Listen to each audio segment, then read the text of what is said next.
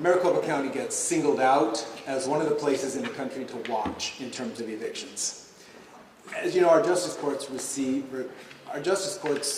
release eviction filing data every month. And the thing to keep in mind about that is that every filing does not result in an actual eviction. A filing just means that someone has done something wrong, broken the lease, and that the landlord needs some remedy for that. Population growth plays a part in the rise in evictions as well. We're going to talk about that. So this morning we've assembled this terrific group of speakers to talk to you all about this trend. Our presiding Justice of the Peace, Anna Huberman, Judge Sharon Sauls from the Kyrene Precinct, whose court currently sees more filings than any other every month. Pam Bridge from Community Legal Services, she'll talk about tenant resources. Denise Holliday from the Association of Landlord Tenant Attorneys, or ALTA, she'll speak to the landlord perspective. Courtney Levinas is here from the Arizona Multi-Housing Association to speak to the view of large housing units. We have April Jones from the Department of Economic Security, and the DES, as you know, was charged with administering rental assistance for the state when the pandemic hit. We also have, for those of you that are interested, 3 of our constables are here. Mahogany Kennedy from the South Mountain Precinct, Scott Blake from the Hassayampa Precinct, and Nathan Wallace from our San Marcos Precinct, and he's our presiding constable. I shouldn't say our presiding constable. He is the presiding constable for Maricopa County. So we'll open things up for questions after each speaker has had a chance to say what they're going to say. I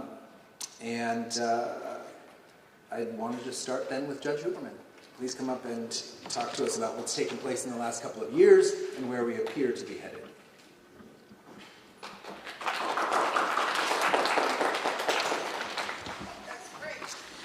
Good morning.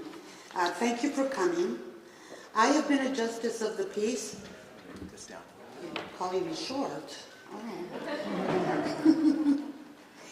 I've been a Justice of the Peace for over 11 years, and I want to start off by telling everyone that evictions are tough. We know that they are tough for everyone involved. On the tenants, of course, on the landlords also. But many entities deal with evictions and their aftermath, besides the court staff and judges. I'm referring to constables, police, nonprofits that help the homeless, agencies that provide rental assistance, housing providers, even policy and lawmakers in local, state, and federal governments. And we're all touched by the stories, each of us from the standpoint of what our position allows and from what our humanity demands. The constant increase in evictions, 21% in 4 years, does not allow respite. As a court system, we only process cases according to existing laws and the facts that are presented and proven in court. We do not legislate nor advocate for changes in the law. We do not take sides. Although we do collect information. So let's talk about those statistics. Ever since the pandemic, we have considered 2019 as our baseline year for comparison purposes. Landlords in Maricopa County filed almost 69,000 evictions that year. In 2020, those numbers plummeted almost in half. 2021 remained low until most of the state and federal protections had expired. And despite all the warnings that we had that there was going to be a tsunami of evictions, we did not see that dreaded tsunami. Instead, it was a slower rising tide, but that still continues to this day. We ended 2023 the second highest year in eviction filings in a single year. There were 83,172 filings. And while the original record was set almost 20 years ago, last year's eviction filings grew at a steep pace. To reiterate, evictions are up 21% in the last 4 years. And just this January, landlords brought us more than 8,000 filings for the first time ever. No doubt, evictions are damaging. And while many are displaced, it is true that not all filings necessarily end with the loss of housing. Some tenants pay and get to stay, or they work out a deal with the landlord which gives them extra time. There are also procedures in place to seal cases if a tenant is not evicted or the case is dismissed. Last year we sealed more than 27,000 cases, almost a third of all those filed. Sealing a case prevents it from appearing on the tenant's rental or credit report and therefore does not impact their prospects of future housing. During the pandemic, we held most all of our court hearings virtually, rather than bringing people to a public place when we didn't know anything about the coronavirus at the time. But for eviction cases, virtual appearances continue to this day. No one has to come to the courthouse for their eviction case. They can just dial in by computer or by phone. This has resulted in a huge increase of people actually attending their court hearings, which translates to better access to justice and tenants becoming more educated about the court process. So many times we're asked, where are these evictions happening the most? In terms of geography, we have 26 justice precincts in Maricopa County. That's 26 courts. Our data indicates eviction high points all over the valley. West and Northwest, North Phoenix, South Phoenix, Tempe, and the East Valley all appear in the top 10. But there is one precinct that hit 1,000 filings before the rest, and that is our Kyrene Justice Court. I would like to introduce the Justice of the Peace from that busy precinct, Judge Sharon Sauce.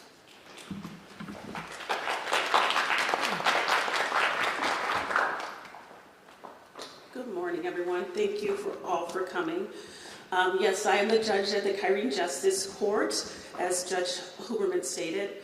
Kyrene did bypass 1,000 evictions as of March 1st, and as she said, out of the 26 justice courts. Of course, that brings me no pleasure to be number one in anything that's related to evictions or causing a family to become homeless.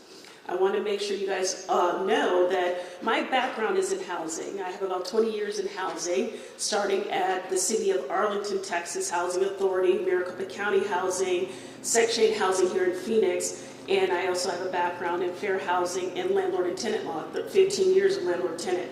So please note, I understand the seriousness of what's happening with our evictions in our community here today. I know that landlords understand the seriousness of it as well as the tenants that are being affected by it. This is my 6th year on the bench, so that as I said, I understand what's going on and I see it firsthand. I see the effects on the tenants and the effects on the landlords as well. Some of our landlords own one property, so they may lose their properties to foreclosure if they allow a tenant to stay for more than 1 or 2 months. Even multifamily units suffer financial problems as well, just as the tenants do. So no one wants to file an eviction, right? No one wants to see a family homeless, but folks, it's a necessary remedy sometimes when rent goes unpaid for 4 or 5 months. We understand that. It's unfortunate. Families experience setbacks. We all know that. There may be situations where a light is broken at an intersection. That mom or dad, they're late for work. Then they clock in late for work. That boss then causes them to lose a job. The loss of a job means they can't afford the rent, right? So the loss of that job, the loss of income then causes them to not pay the rent. They're then evicted. They're out in the streets with their families, sometimes newborns, sometimes the families have disabilities, and some have reoccurring evictions, serious situations. It's unfortunate, folks, but guess what? This actually happens. I see it all too often, as you know, with the amount of evictions that I have. So it's a tough thing for we as judges to see and endure every day. Sometimes I question why I became a judge. I'm an empath. So trust me, I understand the situation. So, but judges, we cannot judge on the rule. We cannot judge on empathy or sympathy. We can only judge on the rule of law. So that's why we see what we see today. Folks, you're going to see a handout where you see the timeline of evictions. On there it shows you that from the time that a tenant fails to pay the rent or cannot pay the rent to the point where they're evicted, removed by the constable, which is called a writ of restitution, where most of us know this, it could take maybe 17 days. That's a little over 2 weeks. And that's pretty quick. If you have children, you have a disability, you just don't have the finances to go elsewhere. As my presider said, Judge Huberman said, then it affects your credit. That means these families are having difficulties finding other places. That's a serious situation, but what folks need to know is these families, they need help now. Because when they receive the 5-day notice, or the constable's there, or even when they're here in our courts, it's too late at that point. So we want to provide resources. The Kyrene Justice Court, well, the Ocotillo Justice Center, I have a social service board. When you're exiting that door, whether it's financial assistance, homeless assistance, job assistance, you're going to find that information at the Ocotillo Justice Center. We also provide that information when you're there.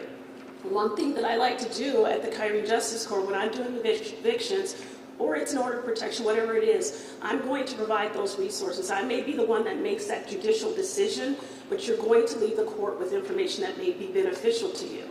When I start an eviction, at least 2 to 3 times through the course of that eviction, even if there are 170 eviction on that day, I will inform the residents. Please visit the Maricopa County Justice Courts website, where our public information officer created.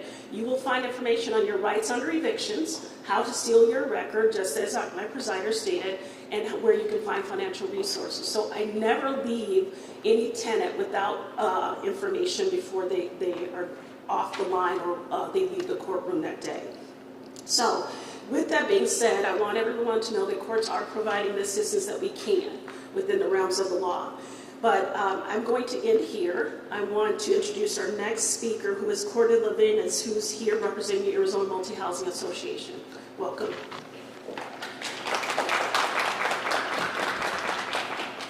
Good morning. Courtney Levinas with Arizona Multi-Housing Association. I'm sure that some of you think, well, how strange is it that those that represent the property owners are here together today? But that, I think, is the most important message that I can deliver. We are all on the same page. We all have the same goal. We want to keep people in housing. Our members, those that own and manage rental properties, want to provide a safe, secure home for everybody. It is the last case, kind of worst case scenario, when they unfortunately have to remove somebody for a variety of reasons, the most common of which is non-payment of rent. But there's a variety of reasons, as the judges well know, the peace and quiet of the neighborhood or of the rental community, potential illegal activity. So any number of items. But I mean, first and foremost, I do want everybody to understand we have the same goal at the end of the day. We did talk about how eviction filings have increased over the last several years. But I think one important point to kind of put it into context is that over the last many years, Arizona has grown exponentially, especially in Maricopa County. So in 2008, when we roughly hit our high water mark on eviction filings, we were at about 6.2 million in Maricopa County. Now in 2023, we're at about 7.5 million. So I think it's really important when you hear these statistics, you have to remember that we've grown by 1.3 million people over that period of time. So we obviously, those numbers are going to go up. And just like crime statistics, we don't look at these statistics in a silo. They are on a per capita basis. And I always urge people, there's a very good website, so arizonacourts.gov, and you can go in there and look at what the Justice Court stats are. I do think it needs to be probably in need of an update. But there is one slide. It doesn't include all of the counties, but it certainly includes Maricopa County, and it shows on a per capita basis. So when you look at that slide, you can actually see that eviction filings have gone down on a per capita basis. The other thing I really want to touch on today that I think is so important is that evictions are a symptom of a bigger issue, and that is lack of affordable housing and lack of housing in Arizona. So I always go back to the root cause of some of these issues, and affordability is certainly some of them. The Department of Housing has indicated that we are 270,000 units short of where we need to be. The city of Phoenix alone has indicated that they're at about 163,000 units short. We need homes. We need homes at all price points, but we especially need homes that help our workforce and those that are in the lowest income categories. AMA is working really hard on solving these issues. We've been working with cities and towns. We have 2 bills that are making their way through the legislative process. House Bill 2297, which allows kind of a multifamily to be redeveloped in existing commercials, so you can use commercial buildings, office buildings that are economically, functionally obsolete, that are beyond repair, and you can revitalize those buildings and turn them into multifamily, providing housing for those that need it. Within a really important component in that, if you're going to use the provisions that are provided in House Bill 2297, you have to provide affordable housing. You have to set aside at least 10% for affordable housing. And then another bill, 1162, which requires cities to do a housing study. So we need to know where we are in order to understand where we need to go with housing. So the cities will put together studies that show, based on their population growth, based on their employment expectations in their city, how many units they need to have. And that, coupled with the second provision in 1162, is creating basically a shot clock for the rezoning process. That rezoning has to occur within 180 days. We're seeing rezoning happen in 2 to 4 years right now. So this will speed up projects getting from concept to the point of being able, in our case, to lease them up. So those are kind of my highlights. Again, we wanted to just reiterate, a filing does not equal an eviction. There are a lot of filings, and then roughly throughout the process, as the judges well know, that it gets reduced at every turn. We hear about 1 in 8 ultimately results in an eviction. And then again, just reminding, it's really important to look at these statistics on a per capita basis. So with that, I will turn it over. Scott, I don't know who is up next.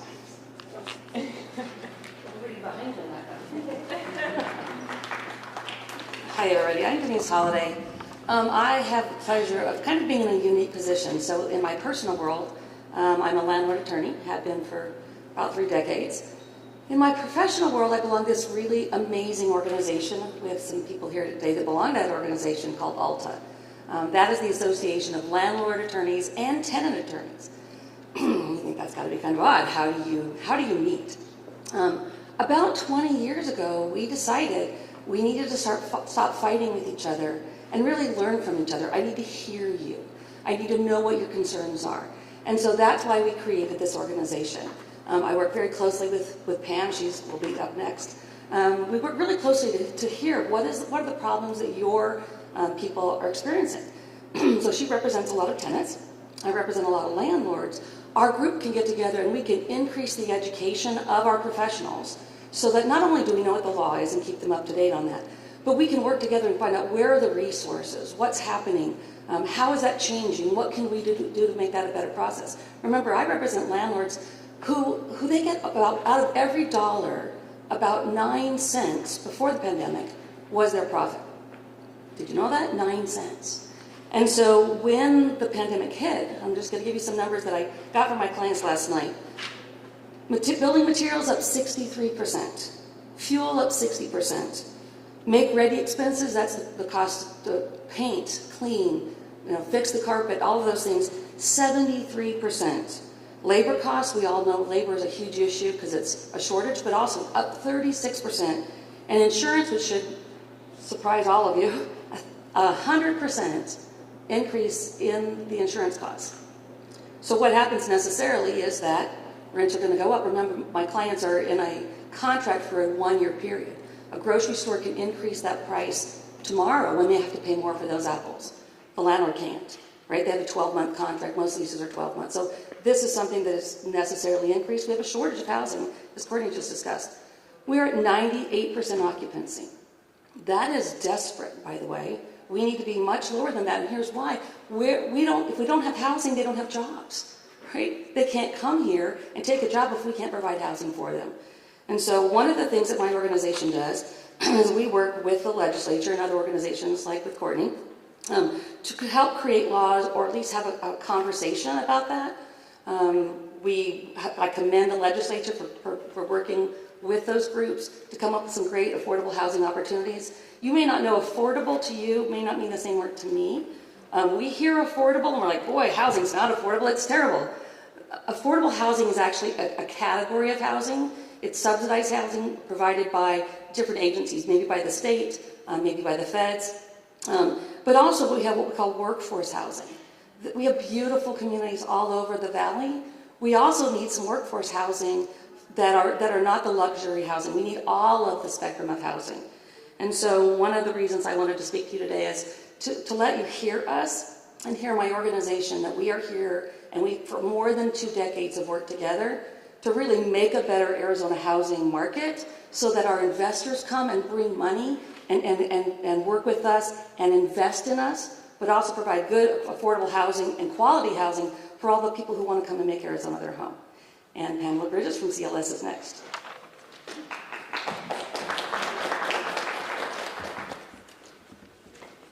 Good morning. I'm Pam Bridge from Community Legal Services. We are a nonprofit law firm that assists individuals for free. We are in 5 counties, including Maricopa County, and we assist individuals in various types of civil law, including tenants' rights and evictions. We can help tenants by providing them legal advice, negotiate with the landlord, and also represent them at their eviction hearings and appeals. And while we normally focus on low-income Arizonans, we have 2 amazing grants right now that allow us to represent tenants in Maricopa County regardless of their income. So our City of Phoenix grant allows us to represent tenants in the City of Phoenix regardless of their income, regardless of the reason they're being evicted. Our Maricopa County grant allows us to represent tenants who are outside the City of Phoenix who are being evicted for non-payment of rent, but regardless of their income also. Since the pandemic, the 3 big challenges that we are seeing tenants face right now, again, no matter what their income, are number 1, increased rents, number 2, increase month-to-month leases, and number 3, of course, the short time frames of evictions in Arizona. Concerning the increased rent, when we see families or individuals sign that lease initially, they've budgeted out and decided that this is where they and their family can afford to live, that they can pay the rent. But what we keep seeing since COVID then is at the end of their lease term, they get a 30-day notice of a substantial rent increase that they just can't afford. So that family then has less than a month to either come up with the rent somehow, or signing a lease that they know there's no way that they can afford, or move, or face eviction. And we know that moving in less than a month is traumatic and is also very, very expensive also. So what we see are families lately pulling their kids out of school mid-year because they can't pay these increased rents.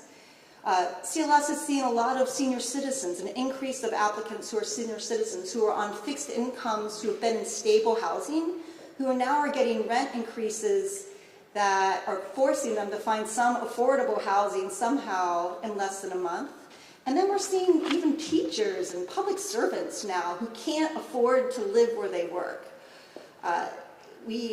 Concerning the month-to-month leases, I think tenants we saw that were on year leases now, or extended leases, are being asked to sign 1-month lease. So not knowing month to month if their lease is going to end or their rent's going to go up, and that puts them in constant instability. And then finally, because evictions in Arizona are one of the shortest processes for eviction hearings in the entire country, tenants, it's really important that tenants really try, when they find out that there's a chance that they're being evicted, that they reach out for those resources that we've heard today about rental increase, and that they come to CLS then, that they apply as soon as they know that they're at risk of an eviction, because even if there isn't legal merit, we can try to negotiate for them. There's options that we can do for them. So we ask that they really reach out. They can apply for our services by phone, in person throughout Maricopa County, and online. I brought some materials with me today about the work that we do, how to reach us, and also a handbook we've created for tenants in English and Spanish that kind of explains what their rights and their responsibilities are, and sample forms.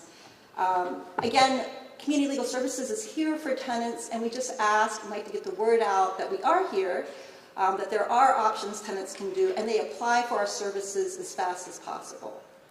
I'm now going to introduce you to April Jones, who is from Department of Economic Security.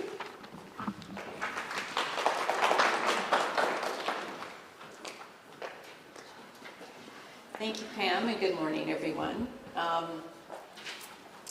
Judge Scholes, I'd just like to thank you for, I know, sorry to cut you off, but I'd really like to thank you for providing that information to your tenants. And Judge Huberman, we would be more than happy to come and share all of our resources with all of the justices, so we'll be in touch. Thank you.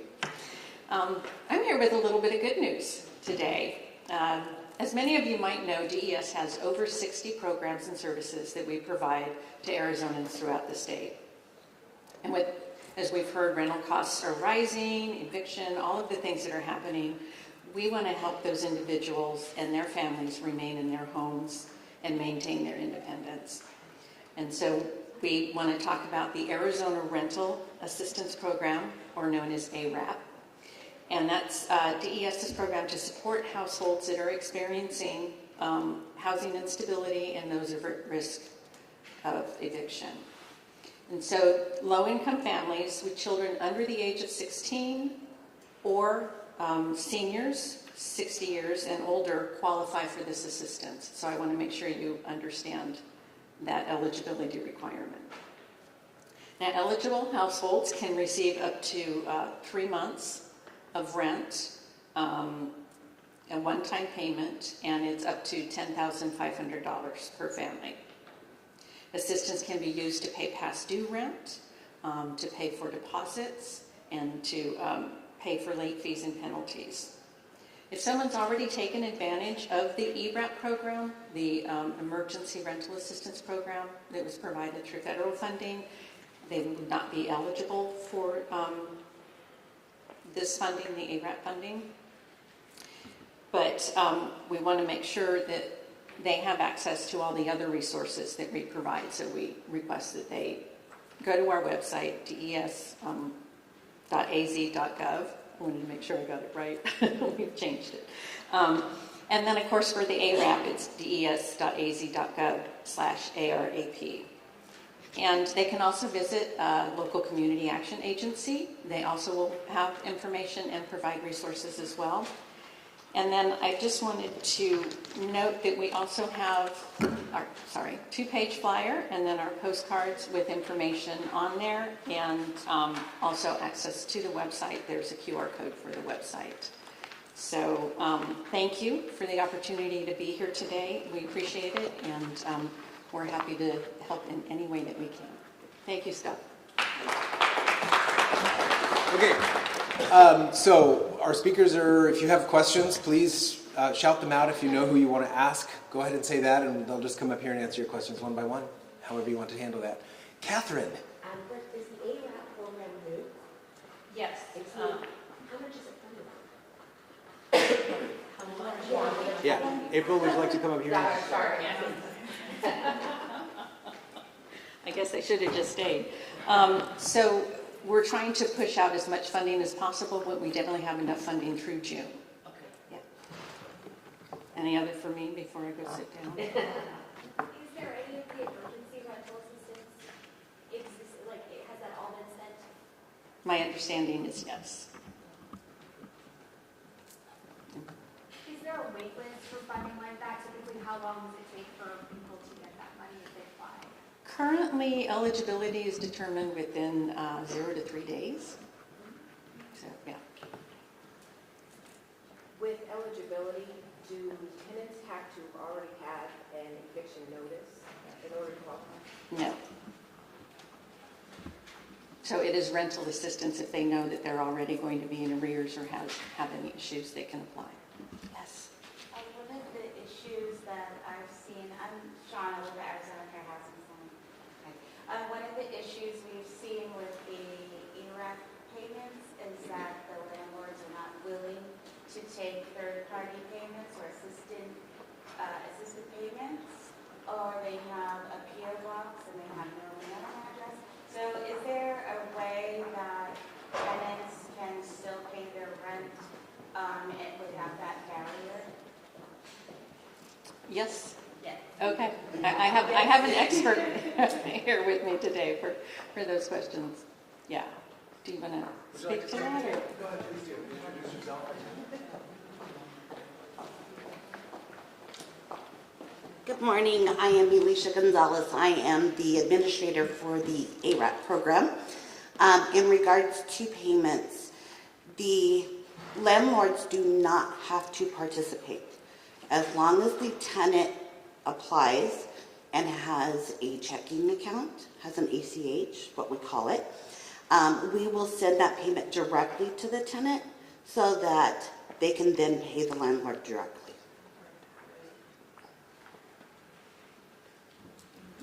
Any other questions? Right. Just along that line, so they don't have to provide any kind of, I think it looks like a W-9 or like something from the property owner to get the assistance? They do not. Okay. We just do verify that that landlord that they have on their lease is the actual homeowner. Thank you.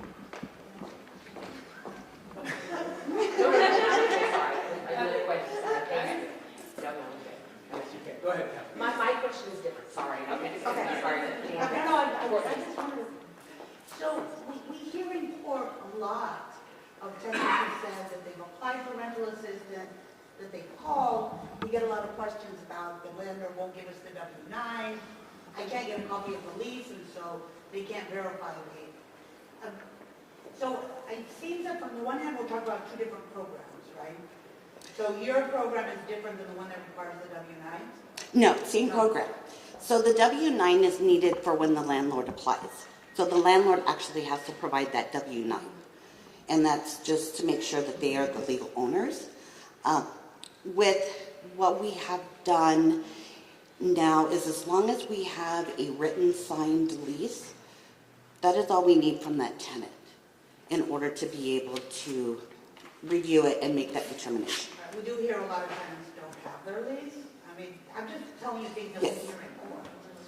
And And also we hear that it's taking much more than 1 to 3 days.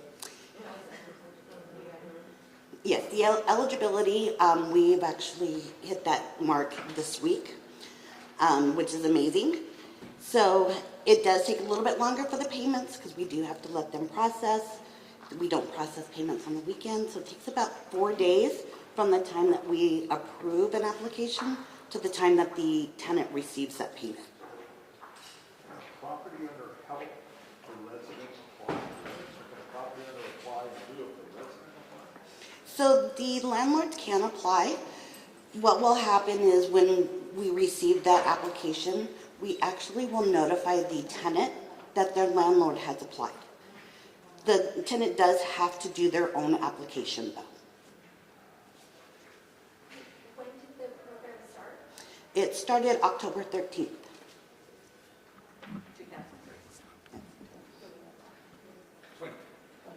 23rd. It's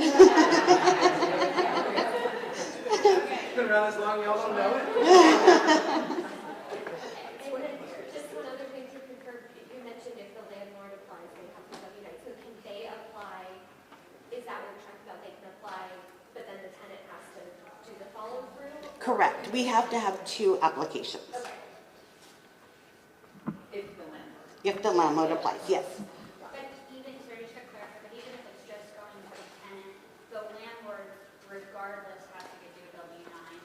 No, even if it's going just to the tenant, we do not need that W-9. So I think I'm going on with a disconnect because I literally have clients right now who are told by VES they need the W-9 and they're once into the application. So maybe there's like some I'm just a little, information that needs to go out to the people who are assisting the clients because over and over again we're hearing they need the W-9 and the landlords won't give it. Right. So is it possible that because we do have a couple of cities within the county that are not That is a on the ARAP possibility. program, it might depend on what city they're in. So Phoenix City of Phoenix? is on ARAP. Catherine, did you have something else? I have a different question, but actually for Karen. What about the AG's real wage lawsuit? What impact is that? Do you think that is happening on eviction numbers?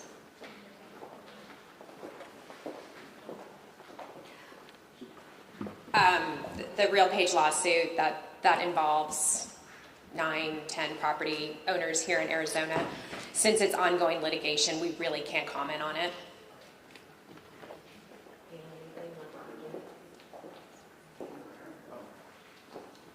Yes. Yeah, I have a question for the judges. We're hearing a lot today about there's a lot of different factors that are impacting these rates of evictions. But one thing I hear from tenants is that the court often can act as a rubber stamp on some of these and it moves really fast. As was mentioned before, this is a fast-moving process. Is the court doing anything to maybe do any sort of oversight or looking into how they go through this process and ensure that maybe there aren't any cases that are falling through the cracks that should have been gotten a better restitution? I appreciate the question because it is, I think, an unfair criticism that the judges get that we don't review our cases and that we are just rubber stamping. As Judge Sauls explained earlier, the process in Arizona is very fast and it does not give the tenant enough time sometimes to look for other resources or other options or legal advice even. But I can assure you that we read the files, that we make sure that everything that needs to be in the file is in the file, and we are not rubber stamping and just signing any judgment that is brought before us. I may actually sign a judgment, but question an amount that's on the judgment. Why are you charging these $300 for damages? What is that? I mean, we do review everything that comes before us. My personal practice is that I review the files before I get on the bench, and I put a little note if I know that there's a problem in the file. So it may seem to anyone who's watching that I may not be reading the file, but I have read it before, and I know that everything that needs to be in there is in there. It's just the way the process works. When we don't have a tenant appear, and then again, it just looks like we call the name and we sign. But we will not sign a judgment that does not have the proper service, the proper notice, everything that needs to be in there. Yes? I'd like to piggyback on what Judge said as well. I think there's a lack of education. If you have 100 people that is on that eviction docket for the day and 50 of them don't show up, it will appear as though there was a rubber stamp because you signed that judgment. But as Judge said, I go through a multi-point check as well. My clerks check my files, let me know what's missing. I check the files. And you get there, if a tenant fails to appear, there is a judgment. But before that judgment is signed, we are looking at the concession fees. We are looking at damages. We are looking at whether the 5-day pay or quit notice there. We're looking at the summons to appear. We're looking at the leases. Even though the tenant is not there, the landlords won't get that concession fee if that lease expires on April. I think Attorney Holliday can affirm that. That doesn't happen in the Kyrene Justice Court, nor does it happen in the other. So it may appear as a rubber stamp because I like to say that we're efficient. There are questions asked, multiple questions asked when the tenant appears. We would love for more tenants to appear because then we can ask, did you receive the notice? How was it received? Did you make an attempt to pay the rent? Did you pay a partial payment? There's a series of questions that are asked. So again, the rubber stamping appears to be rubber stamped when we have a lack of attendance with the tenants. So I want to make sure that everyone is aware of that. Just to follow up on that real quick, you talked a bit about, the virtual hearings and how that's helped. Are there other things that y'all are doing to make sure that, tenants show up? That is something else I've heard, is that a lot of the issues is tenants just don't show up to their hearings. The tenant has to be served, and the bigger problem with, maybe I shouldn't call it a problem, the way the law in Arizona is, they only need to get notice 3 days before the hearing. And so a lot of times that just doesn't give them time to arrange to take off work or to arrange childcare or whatever it is they need to come to court. And so we do hear that from tenants. They'll come in with a motion after. I couldn't make it to court that day because I couldn't get off work. Or they'll send in something saying, please postpone. The law in Arizona does not allow us judges to make those decisions unless there is a reason that goes further beyond a hardship. And so it is unfortunate that a lot of times tenants can't come, but I do think that the virtual appearance has really changed things. People call me from work. When I call their name, they'll give me a moment, I need to step outside. So it does allow more appearances in court. Unfortunately, the fact that the tenant appears doesn't necessarily change the result of the case.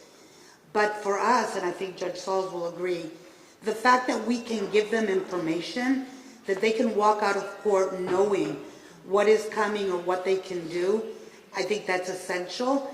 And I think that that's also been a game changer. I think that allowing tenants to have more information is a big difference.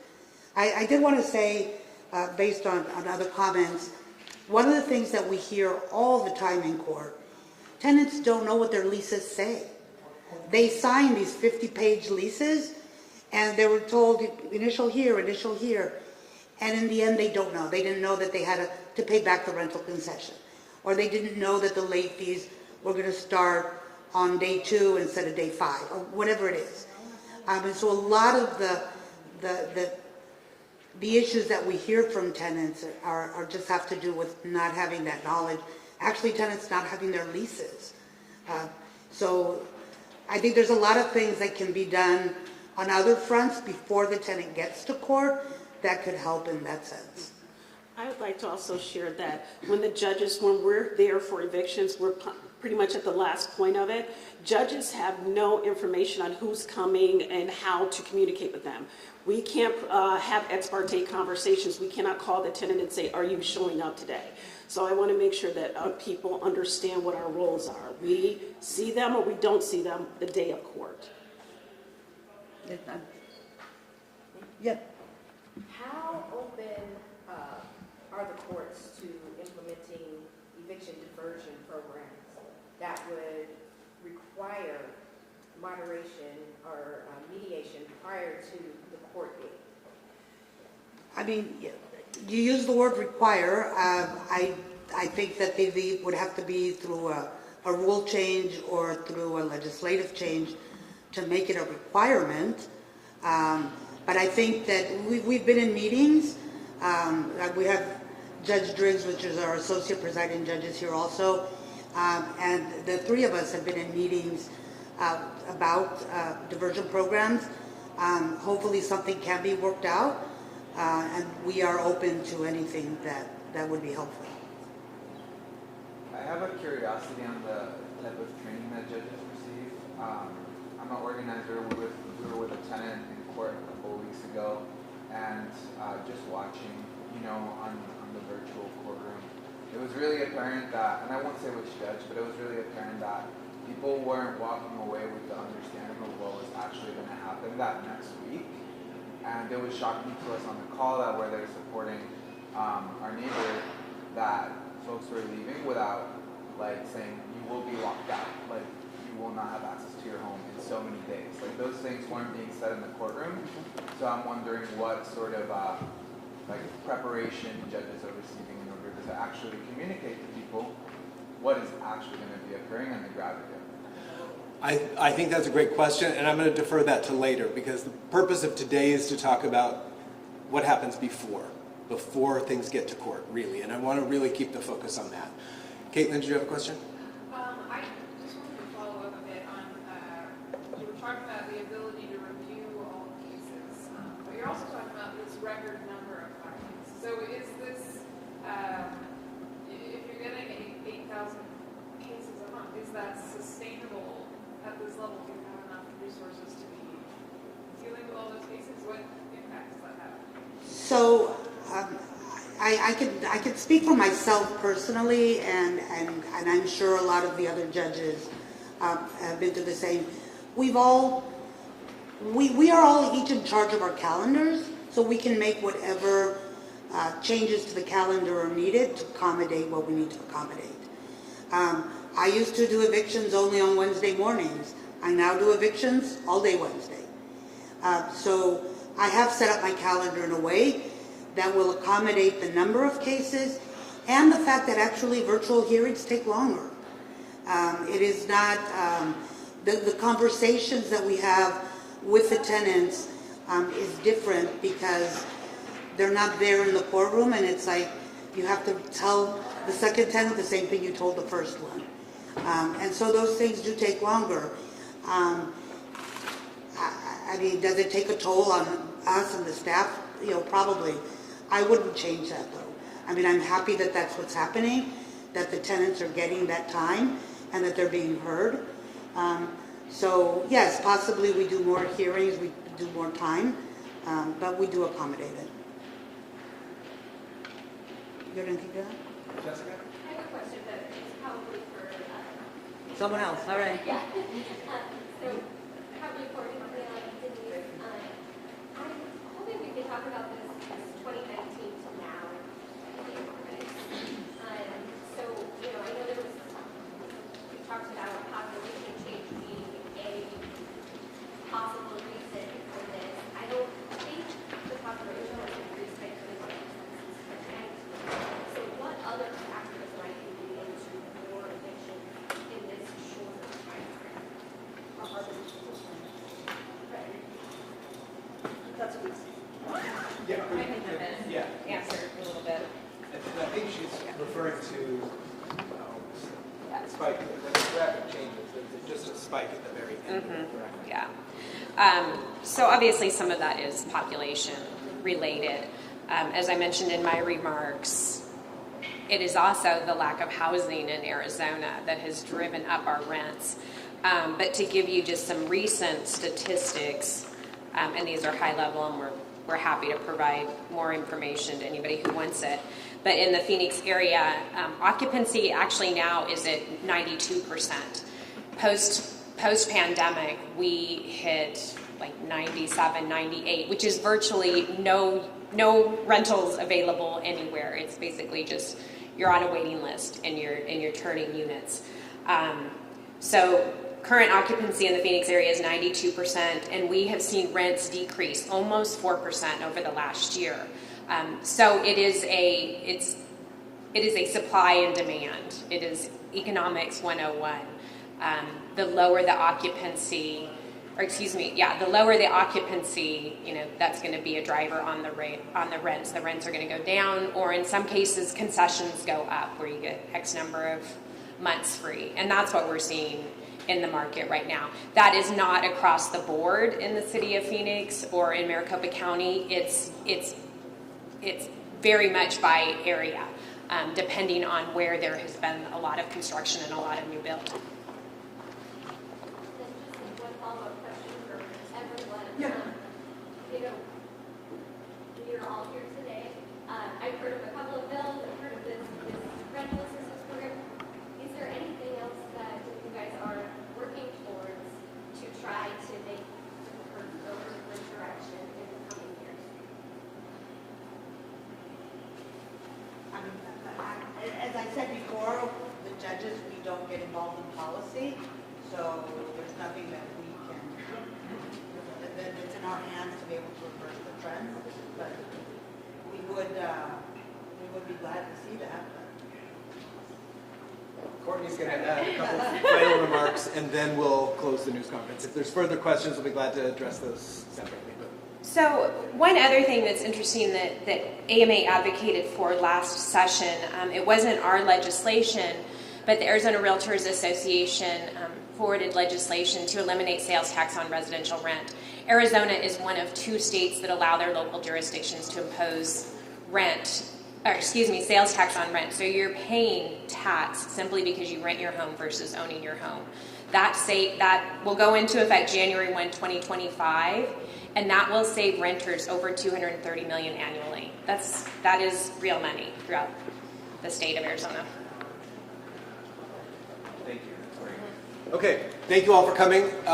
If there are, like I said, we've got a couple of constables here. If anybody wants to talk to constables about their job, the dangers they face, and what actually they see when they go escort folks off the property. Or if you have other questions, I'd be glad to field those for you and figure out who can best answer them. I'm passing out a CLS brochure, but we also have that handbook. Anybody wants to see it, English and Spanish, and I actually have like 100 more in my car. But you're welcome. Thank you all very much.